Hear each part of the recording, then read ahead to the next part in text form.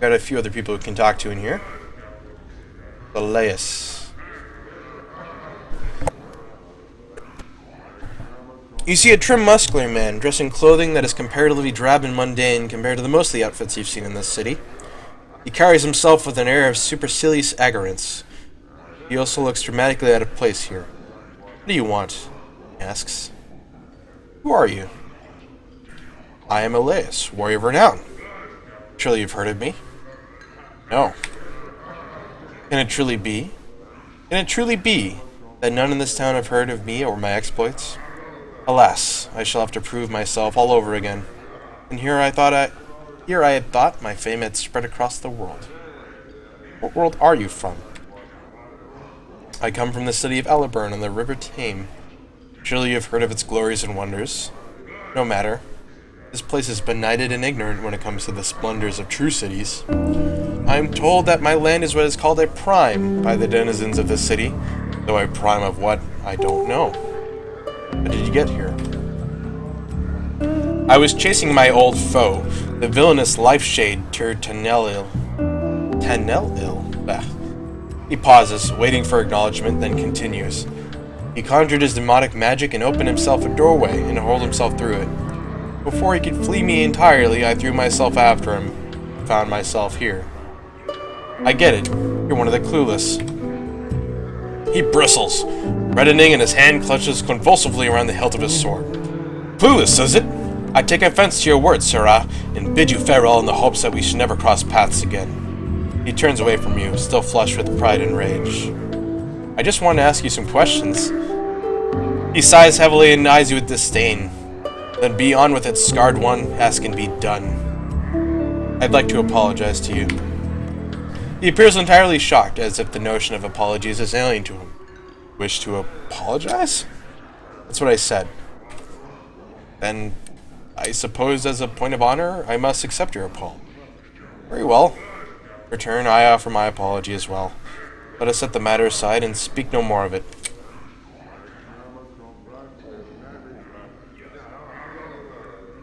What can you tell me about this place? I do not know. When I arrived here, I realized I needed a place to regain my bearings. Imagine my shock at discovering that even a simple tavern in the part of this world is populated by the eccentrics and crazies. I have truly been transported to a madhouse. I'm not really sure if you can get anything out of him, but we get Ebb Crickiness over here. I say we leave him behind. Crickneys, rather. You see a slightly stooped old man with a full gray beard and a lion's mane of graying hair. He wears a couple of shoulder guards as armor, and he keeps a helmet nearby. He smokes a pipe and carries a pouch of tobacco around his waist. He looks pretty strong, but he's a little plump and also appears to have some sort of breathing trouble. Well, now, aren't you a sight, lad? I've never seen so many scars blanketing a fella. Like a scar cloak you're wearing. Where have you been hanging out, in the grain thresher? Well, I'm just jesting with you, lad. No offense meant. I hope no offense taken. I'm Ebb. His handshake is firm. Now I hereby tender my apologies for the unfair jesting, lad. Hope no hard feelings. I'll buy a tankard or two of something to smooth any ruffled feathers. Why not? That's the spirit, lad. Wait a moment. He rises to his feet and heads to the bar. After a moment, he returns to his seat with a pair of tankards. Here you go, lad. Drink up. He takes a massive swallow from his own tankard, puffs on his pipe, and says, What can old Ebb do for you on this fine sigil day? I have some questions about this place. Oh, and I gathered that just to look at you. I mean, you don't look like you're from around these parts, lad. You look a little too out of sorts to be a seasoned native. Ebb chuckles and takes another drink. So what can I help you with, lad? You seem to know the lay of the land. You need to know? Lay of the land, rather? Yes. Tell me how the city and its environs work. Ebb laughs loudly. You don't think small, do you? You want to know what's outside the city? Go talk to Kendrian Ilborn over there. He's a traveler of this place. That's the rest of it. Well, I can tell you the lady, the abbess, keys, and portals, the way we keep track of time, the way the city's laid out. What was it you wanted to know? Tell me of the lady. Well now, not many know much about her, lad, and I'm figuring even those that know more than a little, don't know too much more. She's a mystery, she is, and even should you run across her, powers forbid, she's silent and deadly. She's not evil, as far as I can tell, but she keeps the dark around herself and sigils pretty tight. None's been able to penetrate it, and if they have, they've been mazed. Mazed, what do you mean? Aye. Sometimes bloods will be packed off to a place where they can't do no harm. The lady, see? She'll take a bit of sigil, make a little dimensional pocket out of it, a maze. She places those that have crossed her in there and let 'em rot. Ebb puffs his pipe. Now, you can't escape getting mazed once the lady sets her gaze on you, lad. She'll get you eventually, no matter how hard you try and dodge her. You'll be walking down an alley, or about to step through a portal, or take a left turn down a street you've gone many fold times before. Suddenly you're someplace you don't recognize. Now, mazes aren't escape-proof. There's always a way out of each one. A portal the lady places there. You just have to figure out where it is and how to use it.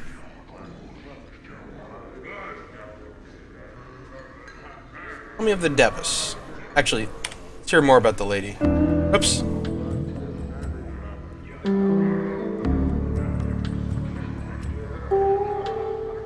Chances are, you won't meet her unless you do something really bad. Hurting a lot of people, killing a Devis, challenging a rule, worshipping her. She hates that, we figure, for interfering with the Devis' work, which may as well be the lady's work. If you're lucky, just the mercy killers will come for you. But if she comes, you'll be as dead as soon as your shadow falls on you. Now the lady can do almost anything in Sigil, lad, near as we can figure. Make it bigger or smaller, make new portals, seal off the old ones. Make sure the blood war don't break out in the streets. Keep folks from teleporting into the city, keeping the powers out. Who are the powers? It's another way of saying gods, lad. There's a great horde of them across the plains. They can't come to Sigil, though. The lady has a way of keeping them out that she hasn't spilled the chant to yet. Be that as it may, it kept Sigil from being seized from by outside interests. Let's ask about the Devis. Aye, those funny floating bloods that speak in symbols. Quite a piece of work, eh? The Devis are kind of the lady's janitors and workmen, doing exactly what she wants. Make sure Sigil's running up to snuff. Patching walls, tearing down old buildings, building new ones, setting up portals, sealing off others, and on and on. They're a pretty neutral-faring bunch, and you don't want to interfere with one or kill one, or you'll bring the lady's wrath down on you right quick. Tell me of Sigil's time.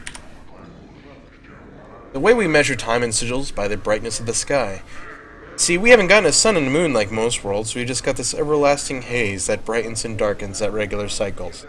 What most folks call midnight, we call anti-peak. What they call noon, we call peak. See, it's based on the peak and anti-peak of the brightness. So when someone says something about 5 hours past peak, that's what they mean. Tell me of the city's layout. Oof, let me wet my tongue. The city floats above an infinitely tall spire. The spire. It lies on its side like a discarded wagon wheel, but there's no spokes that connect it to the spire. It's divided into 6 wards, each of them with its own function. Right now you're in the Hive. I think the purpose of the Hive is to be a squalor for the rest of the city's grandeur. Factions, philosophical clubs, or gangs if you prefer, divide up the running of the city between them. Were you in a faction? Ebb raises his hand as if to stop you and laughs slightly. Oh, now hold on, lad. I'm no has-been faction member. They say, and they're right, that once you're one of the Harmonium, you're a Harmonium for life. We're the Bloods that try and make sure Sigil stays out of trouble. No rock in the spire, no folks getting too over-enthusiastic about hurting each other, keeping the city down to a low roar. We try to keep the peace, lad, and most times we do a decent job.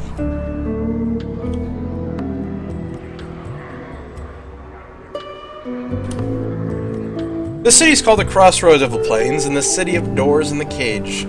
It's got portals to all of creation, they say, and all manners of beasties come through here to trade, call kip, or hop from one place to another. Now that's just the quick version, lad. You'll have to experience the place for yourself. You mentioned something about portals. Sigil's called the City of Doors for a reason, lad. There's portals everywhere. Portals are, well, like doors that lead across the multiverse, except they don't look like doors. Instead, they can be bounded space, window, door, pothole, picture frame, barrel hoop, the spaces inside scaffolding, a wardrobe.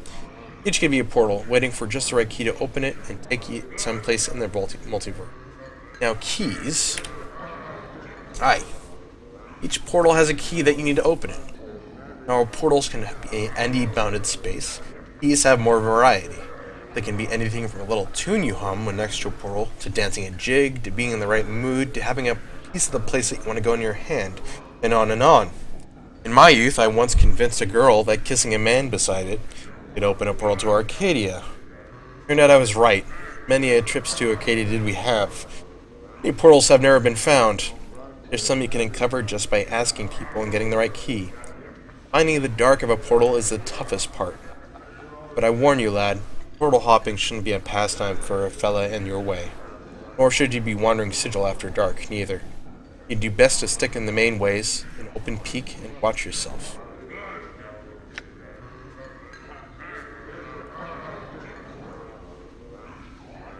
Alright, we just heard that part. So he's pretty much told me everything he can tell me. Sure? Yeah. What other places can you recommend? Well, this is perhaps the best cave you could have wandered into from the start. Judging from your tattoos, you might be partial to having designs on your body, in which case there's a tattoo salon a little spireward from here. You want to stay away from the Alley of Dangerous Angles if you can. Ignis torched that place not long ago, and ever since, a bunch of bad bloods have set up their kip on a stretch of desert. So he's a decent man. He told us to talk to somebody else, though. Andrian. He can tell us a little bit more about the rest of the world. He also has something to give us, too. You see a soft-looking man with gentle, far-staring eyes. He dresses in supple leather clothing and carries various implements of use and destruction around his body, such as ropes, spikes, tinderboxes, and empty vials of air. He looks half gone. Literally. There's an insubstantiality to his existence, as if its essence has been partially leached from away. Focuses those eyes on you, and suddenly you find them gripping and determined. Greetings to you, O Seeker. He carefully sets down the mug he's holding and gives you all of his attention. I have seen the far reaches of the multiverse and returned to tell the tale. I have walked upon the bodies of dead gods and spun moonbeams in the astral ahead of 1,000 shrieking Yankee knights. I have passed the edges of existence and watched my essence shiver away before me. What is it I can do for you? Who are you? I'm Kendrian Illborn, traveler, dreamer, sail spinner, and so forth. You are a traveler? Tell me of the plains. I am tired, Seeker. So tired. I am fresh back from negation. I will answer what I can for you, but I cannot promise that you'll find satisfaction in the answers I give. What would you know? Do you have the outer planes, the prime material, or the inner planes? What's the difference? The difference is true essence, Seeker. The inner planes are matter, substance, true physicality. They are the building blocks of the multiverse, for it is from them that all belief in the elements springs. The inner planes filter through the ethereal plane of potential, some say, which forms the elements in the worlds of mortals. Once past the ethereal plane, one reaches the prime material, where exist all manners of mortals and monsters and myths and machines. It is there that belief is born, and it is there that the spirits that create the outer planes. When mortals die, they pass to the astral plane, a no place that is thought and mental energy itself. It is in all things, and it is none. It is a paradox amongst other things, and it filters spirits into the great ring. Do you comprehend so far? Yes, go on. Now the outer planes, where should I start? Do you know the cardinal rules of the planes on which all others are based? Do you know about the composition of the outer planes? Do you know of the Great Ring as divisions from our hearts? Do you know the individual planes? Each of these leads to the next, and so it is best to start from the beginning. Alright, tell me the composition of the planes. I have to take a drink of water real quick.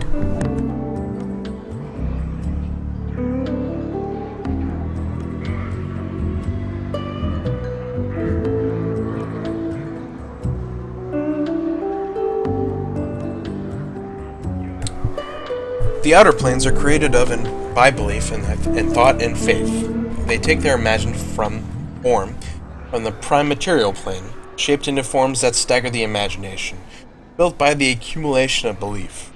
Belief creates the planes. Belief is the power here. The plane-born, like the fiends and celestials, are truly born of the thoughts and the concepts of mortals. They each express some sort of ideal. The more powerful the ideal, the more powerful the being. Thus, the being that symbolizes love is one of the strongest of all. That's why the powers, gods some call them, live out here. This is where all the faith in them comes. This is where they are at their most pure and most strong. Their realms are extensions of their very beings, manifestations of their godly essence, all of it formed by belief. So the composition of the planes is belief. Tell me of the Great Ring now. Among the loose unity of planeswalkers, we conceive of the infinite outer planes as a ring surrounding the plane of ultimate neutrality, the Outlands. The spire atop which Sigil sits is in the center of the Outlands. The further one travels away from the spire, the less neutral the plane grows, till it spills into the neighboring planes. Each of these places impinges on the Outlands, spinning themselves in a long chaos, good and evil. The Great Road marks the demarcation between the Outlands and the gate towns that spring up around the gates to these planes. Beyond the gate towns lie the hinterlands, uncharted territory that is lost to history, that loses thought. Danger lies in the hinterlands. Oop. Click for more. The outer planes differ by morality, not substance. For you, we'll divide the planes into 3 sets. The upper planes of good, the lower planes of evil, and the boundary planes of neutrality. These are then further divided further by law and chaos, with the Outlands in the middle. Which of these interests you? The upper planes. Of the upper planes are the neutral planes, the lawful planes, and the chaotic planes. Which would you know? The neutral planes.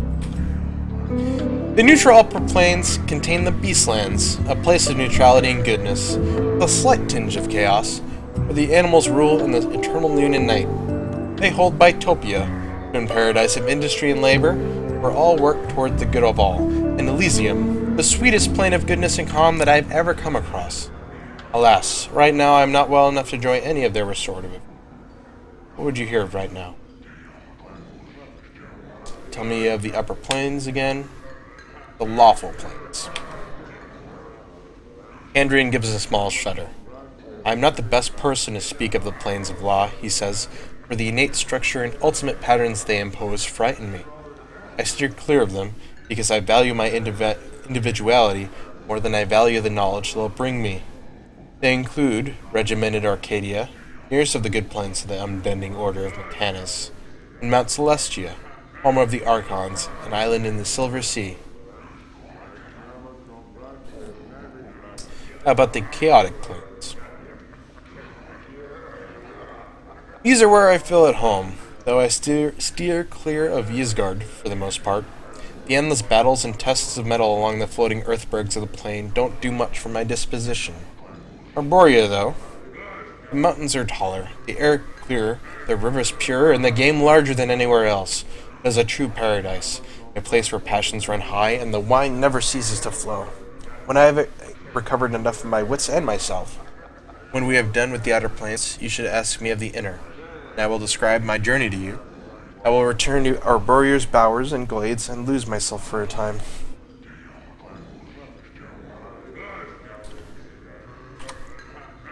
Talk about the lower planes, evil.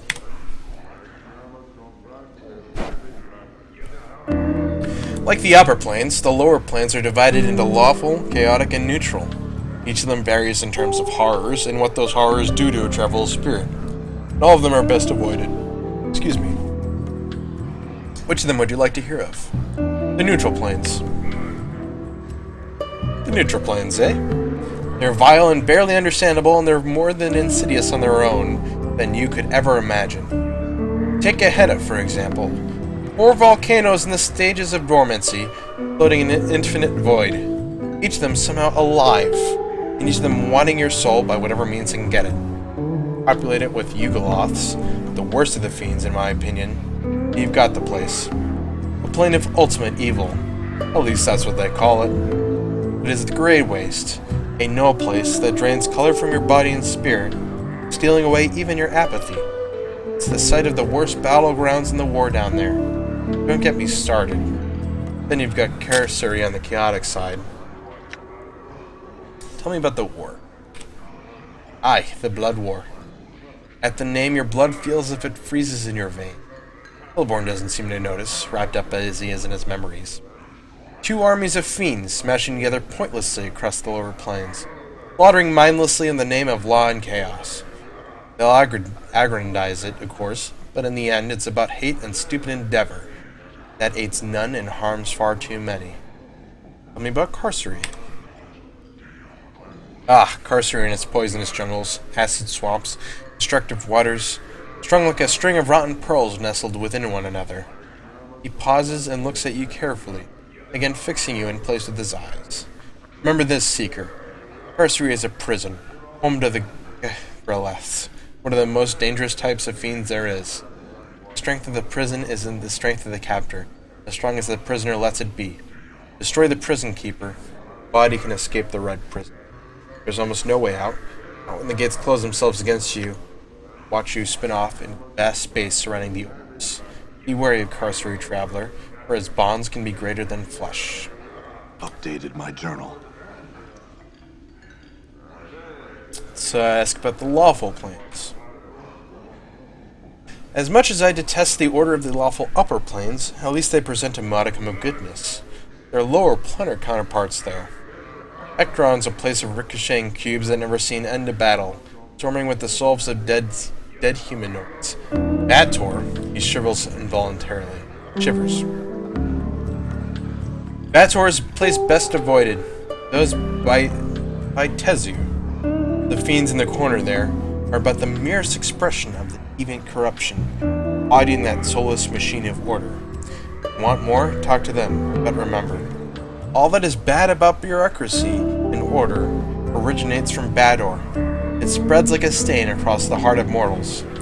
Though there is some knowledge to be found there, it is rarely worth the spiritual rape that the plane inflicts. But the chaotic planes. The Abyss isn't someplace you should consider going. Where Bator's all orderly, the Abyss is full of chaos and change. None of it's pleasant. When it becomes something that approximates normality, that's when you should be most wary of it. It's home to the Tenari, but most primes call it demons. They've got that name for a reason. They are unpredictable and murderous. You can trust are few and far between. Few that I have met who had trust, I still don't trust entirely. They are creatures of chaos and evil incarnate. If they're putting on a friendly face, who's to say it's not a part of a larger agenda?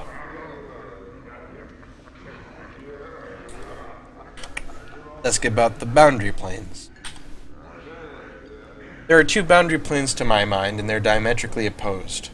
One of them, Mechanus, is the very essence of law, a place where beliefs fit together, interlocking, turning, in a massive machine that is the entire plane.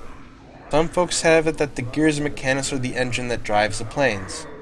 The other plane is Limbo, a swirling morass of chaos that follows no rules. None. Just when a body thinks he's classified its behavior, it goes and changes on him, or doesn't. You just can't tell. I was in Limbo not too long. Tell me of your journey. He closes his eyes, remembering. I had a Gazeri guide with me, an anarch who could shape the illogical matter of the planes into forms of his desire. We had fought off the herring of the Slati, the chaos creatures who call that plane home. It seemed there were more than usual, but then, one can never tell what's usual in Limbo. But I digress. In the midst of all this chaos, we came across a series of huge metal interlocking cubes, some sort of puzzle box. It wasn't something that he had shaped, consciously or not. We couldn't find a way inside. It was like a bastion of order within the confines of disorder, a seat of law. That's the best I can explain it. Updated my journal. How about the Outlands? The Outlands are absolute neutrality. Probably the best place for a body to visit in the Outer Planes outside of Sigil, if you don't want to have a plane's morality force into your heart. Everything balances out in the Outlands, as it should be, with a plane that sits at the center of the Outer Planes. Ours realms are scattered about here, and there are handfuls of gate towns that open to the rest of the Outer Planes. The gate towns usually mirror the philosophy of the plane their gates open to. But if the balance of the belief isn't kept in the town slips into the nearby plane. It's a bad situation for everyone, because few of the folks in towns really want that change. But enough of the Outlands. What more would you know?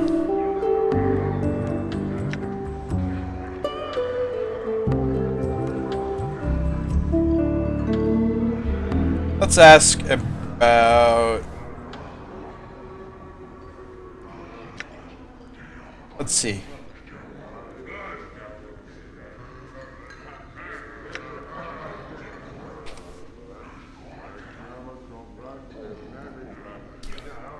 Outer planes. Let's talk about the inner planes instead. He sighs as if this reminded him of his bone-deep weariness. Think of the inner planes as a globe. On the top pole, you have the positive material plane. On the bottom, you have the negative material. He pauses. Remind me to tell you of the negative. His eyes turn inward as to some private horror. In the interaction between the two springs all of the urge for existence and non-existence, death and life, actuality and nothing. From them spring the basic elemental planes, like fire, water, air, and earth. Para-elemental planes that lie between the four basic elements, quasi-elemental planes that come from the interaction of the four elements, the positive and negative. Tell me of the negative material plane. His eyes cloud over. I went to the inner planes to discover my true essence. I made the mistake of visiting the negative material plane in order to understand my body's urge to decay and the cycle of death and life. I thought myself protected against the ill effects of the plane with my magic, but I was wrong. The blackness of infinite nothing pressed on my soul, and I was beset by shadows that sought to snuff out my very soul. I lost my way for a time, for an eternity, and nearly lost my existence. I could feel my essence falling away from me. And am even now half gone. Never will I return. How did you survive? Updated my journal. How did I survive? The piece of nothing that held back the nothing. Nothing can stop nothing, you know. So I carried nothing in my hand to protect me. Do you plan to journey to the ultimate negation yourself? You have the smell of desperation about you, so I make you this gift. Hold it in your hand when the shadows press in, and it should protect you and your friends somewhat. Should they remain close to you? He passes you a small black token that looks as if it has no dimensionality to it at all.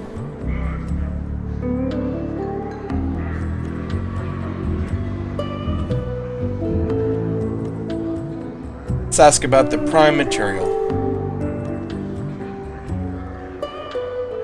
You want to know if the prime visited. The boundless worlds of that plane have an infinite variety, as do the planes, but I cannot encapsulate them as I have here. Suffice it to say, they are the birth of the outer planes, the children of the inner. They hold themselves limitless potential in their boundaries.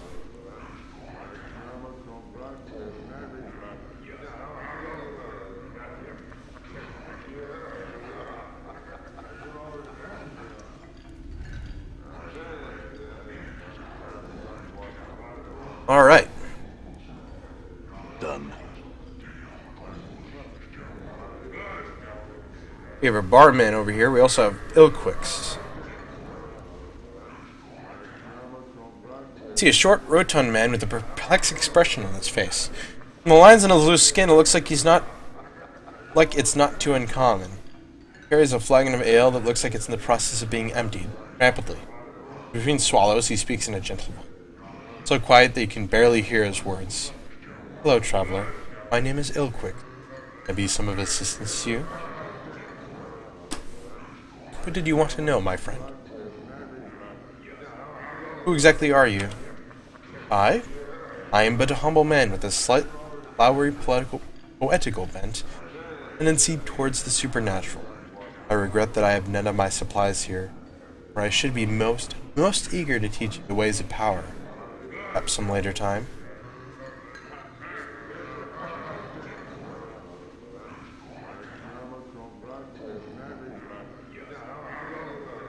The patrons of this tavern are many and varied. I have spoken with most and find them delightful, with the exceptions of those creatures of the law. He points to a pair of Abishai sitting in the corner. They taint the air with their presence, lending an unwholesome stench to an otherwise pleasant environment. I recommend speaking to Barkis. I understand he requires some aid with a trifling matter. And we have that O character. I'm still trying to understand him fully. It's quite an undertaking, if I say so myself. There are folks of interest here. The others, well, perhaps I am too discriminating. Why do you despise creatures of law? Ah, a fine question, my friend. My upbringing has been on the chaotic side of the Great Ring. You may speak to Kandrian Ilborn of the Plains.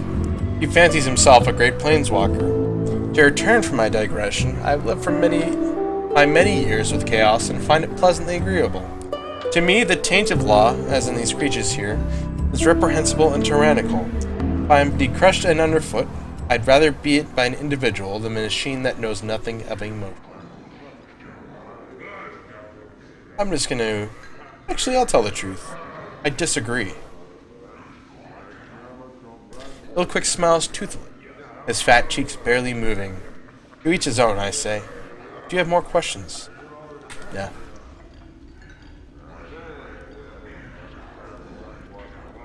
I'm gonna take care of one thing before I leave here. I can talk to these guys, but might not be the best idea. We get some mercy killers over here. They seek out people who break the law and either kill them or hurt them. And the Abishai over there are the law demons that we heard about. Back to Barkis.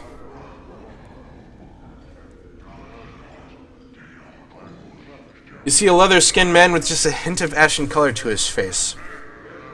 His teeth seem sharper than normal, and his eyes are filled with the boredom that comes with having seen too much. His voice is nasal and clipped. You again, eh? What do you want this time? You again? What do you mean? Yeah, you again. You had a hearing problem or something now? He was in here about 15 years ago, got all bubbed up, smashed up the place, and left a pile of coin that wasn't enough to pay for the damages. You plucked out your own bleeding eyeball, and tells me you'll be back to reclaim it when you get 200 coins together. With your 15 years of interest, you got about 500 coins. You got the jink, pal, I got your eye. 500, that's ridiculous. That's the price. Take it or pike it. Not have that much. And you're not getting your eye back. Makes sense? You can talk to me when you got the jink.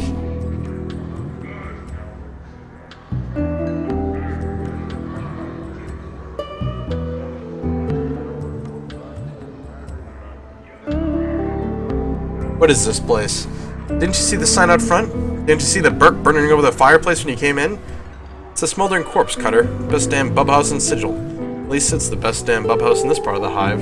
Makes you one of the best in Sigil. Hell, they got fancy places with the plants and such in the ladies' ward, and they got fiendish taverns salted around the rest of the hive. None of them got the character of the smoldering corpse.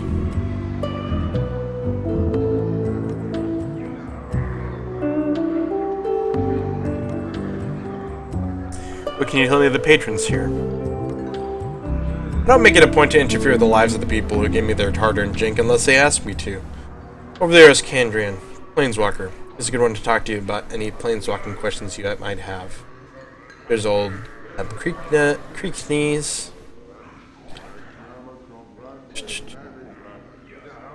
Got fiends, Ilquicks, not trustworthy, and mercy killers looking for some poor sod. Are you interested in earning some free bub?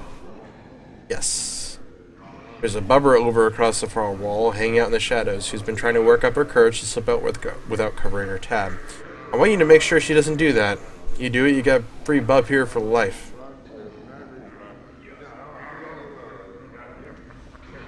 Go take care of that. Done.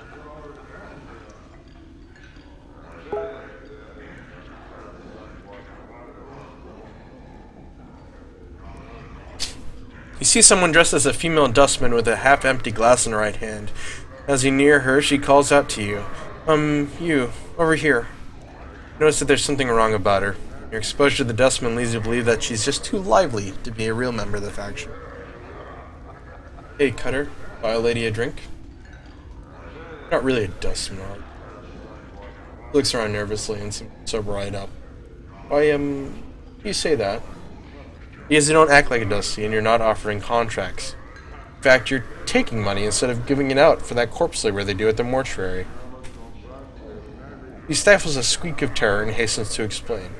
No. I'm not a dustman. I just found these robes in the street. I don't have enough money to get good clothes, and I heard there was a dustman thief around.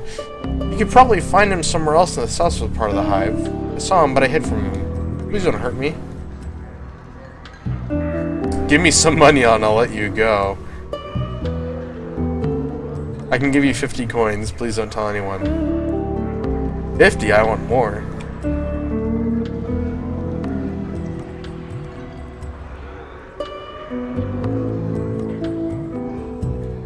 Oh man, I just took all our coins. I'm evil. Oh, whatever. Marcus says it's time for you to settle your tab. Pay up. What are you going to do? Ask you to pay up. She looks at you bitterly. I can't. Some Burke took all my money. I'll need a loan or something to pay him off now. How much do you need?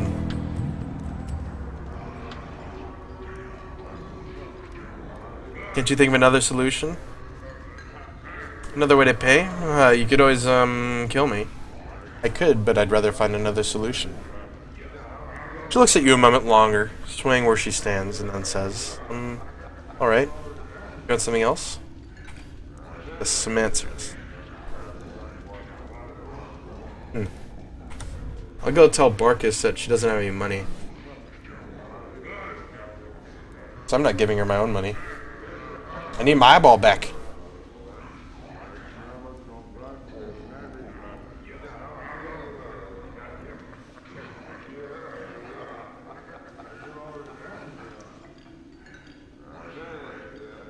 Apparently, I'll go talk to her again.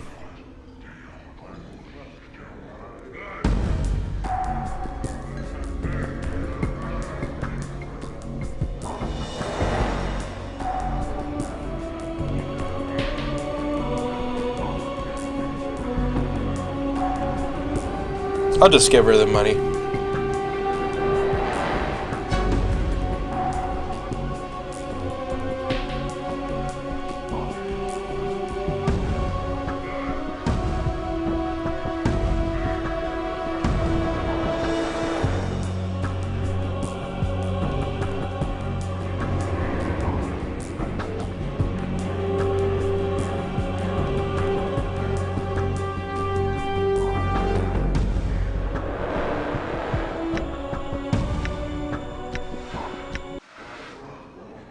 I'm gone.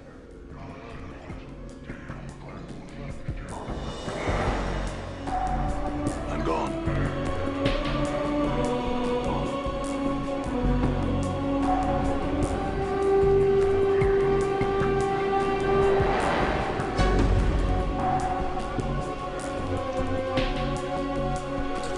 You won't be having trouble with Makai again.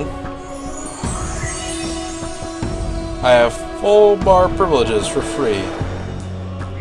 It must have been pretty big tab she ran up.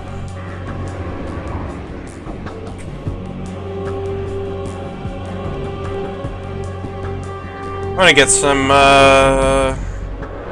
fire wine and fire seeds. He passes you a glass of deepest red wine and a handful of brightly colored seeds.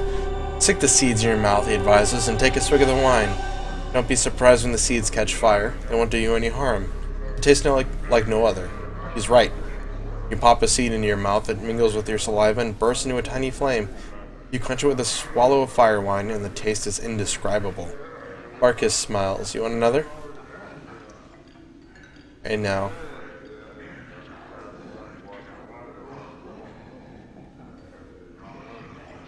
Yeah.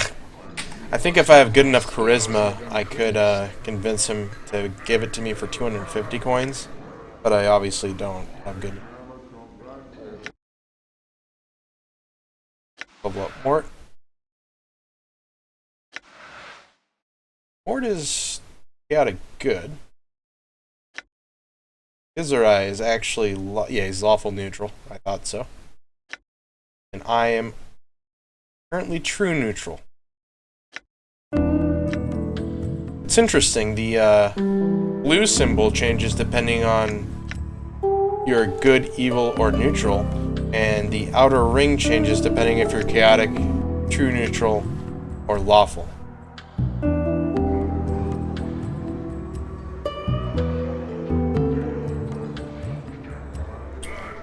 So I'm pretty much done inside of here.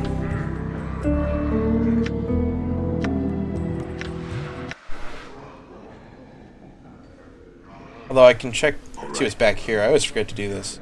I don't think there's much. Just this once functional door is now nailed shut and barred on the inside to protect against thieves. I'm gone. Yeah. Hey, we can talk to the mercy killers too if we want.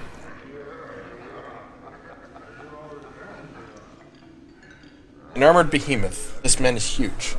He also seems to have a very keen eye. This is nothing that transpires around him. It also seems he has no interest in speaking to you. I'd like to ask you some questions. The man stares at you as if you were some form of bug. He stares at you, blinking slowly. He turns his head then, dismissing you without speaking a word. Hello?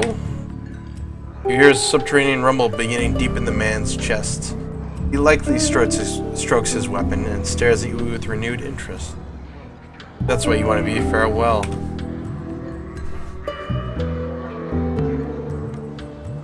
You guys are looking for somebody and they don't want to talk to me.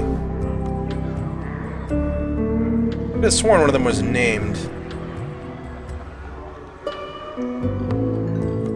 Alright, here's the one I have to talk to. You see a lad who barely looks a day over 18. His face seems to betray some tension. Help you, Cutter.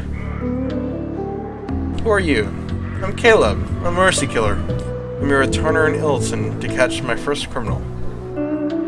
Can you tell me about the mercy killers? Well, I have to get used to saying that now.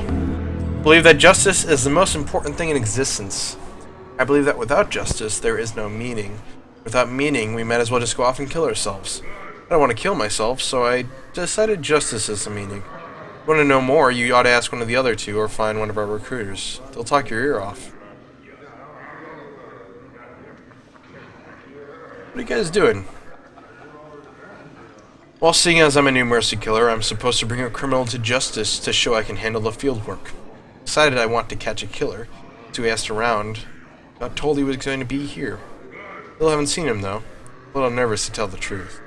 If you'll excuse me, I really ought to get looking at the faces here again. Has your killer shown up yet? No, not yet.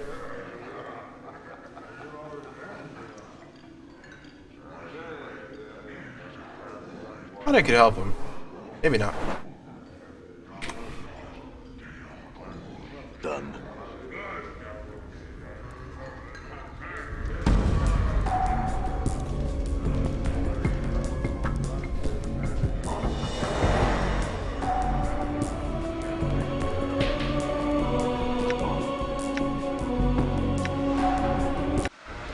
Alright, now that we have the Gizzerai, we can go check out the mausoleum. Nope.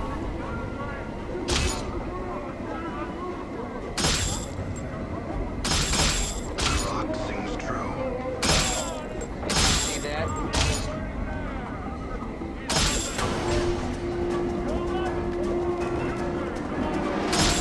See that?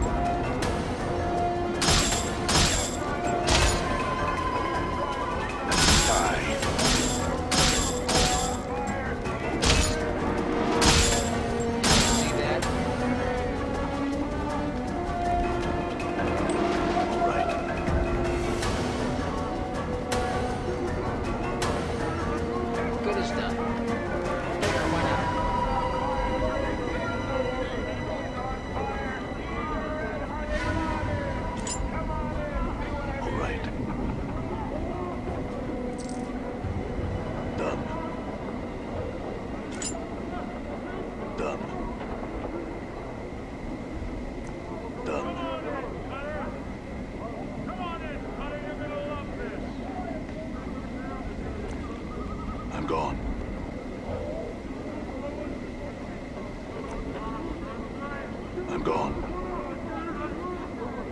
Before I do anything else, I'm gonna go rest. All right.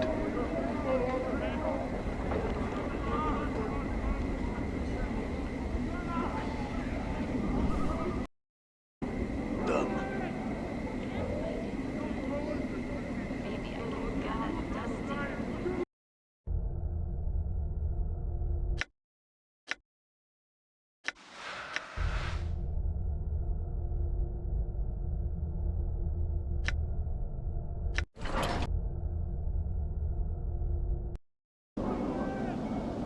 Okay, and then I'm actually gonna go into the shops and also continue that witch quest. I believe this is the way to the shops. So let's kill those guys too.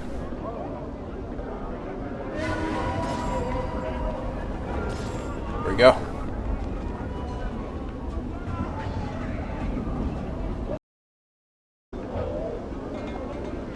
I'm gone. All right. I'm gone.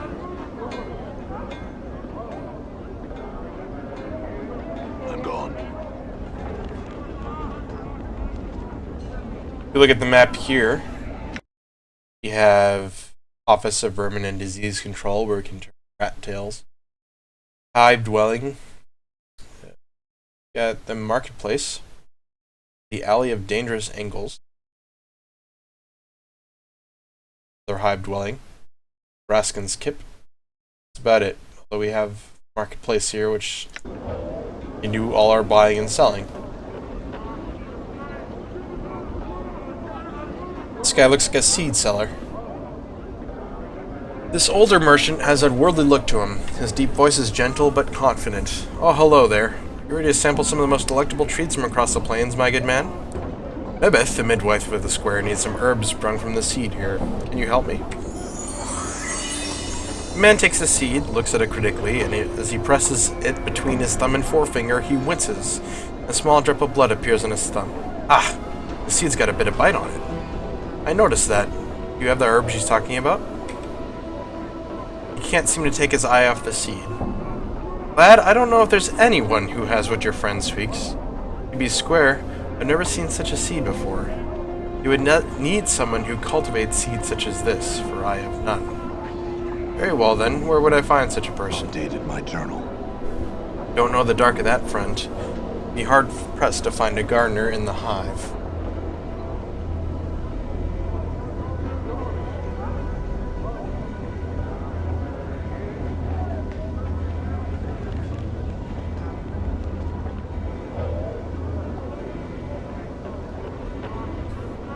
Let's see who we can sell stuff to here.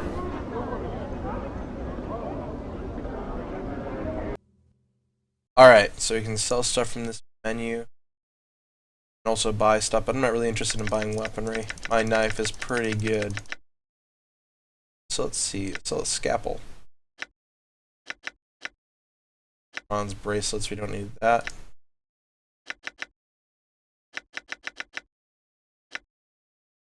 Pretty rat charms, I don't need those either.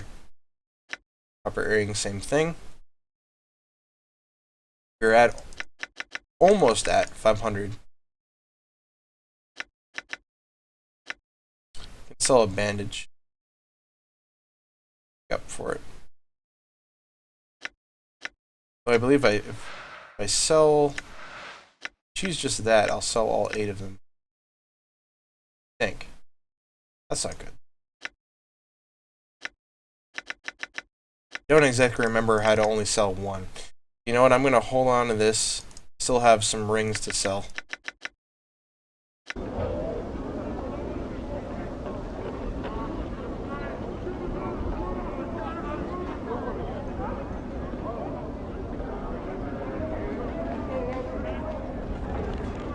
afford to get caught off guard, Cutter. We sell only top of the line. Here we are, Professor. I think we can fit you out.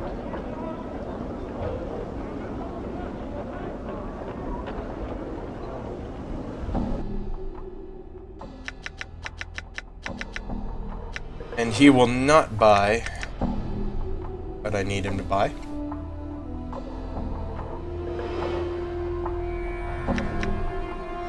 I think I'll sell one of those runes. You have a Rune of Lesser and Greater Warding. Oh. And this one actually teaches me armor.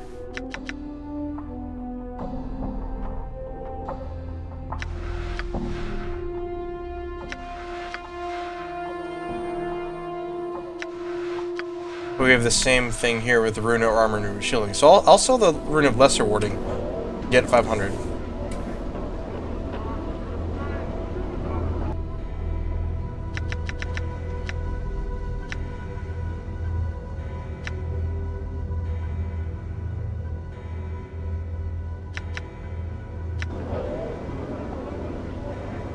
But I think he has something about him that's strange. So his hands are all scarred and burned. How do you hurt your hands? Oh. All right.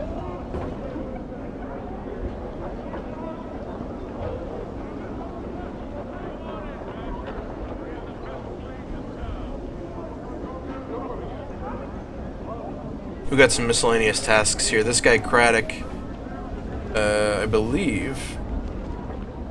Oh, whatever. He's involved in a quest, but I don't get it from him.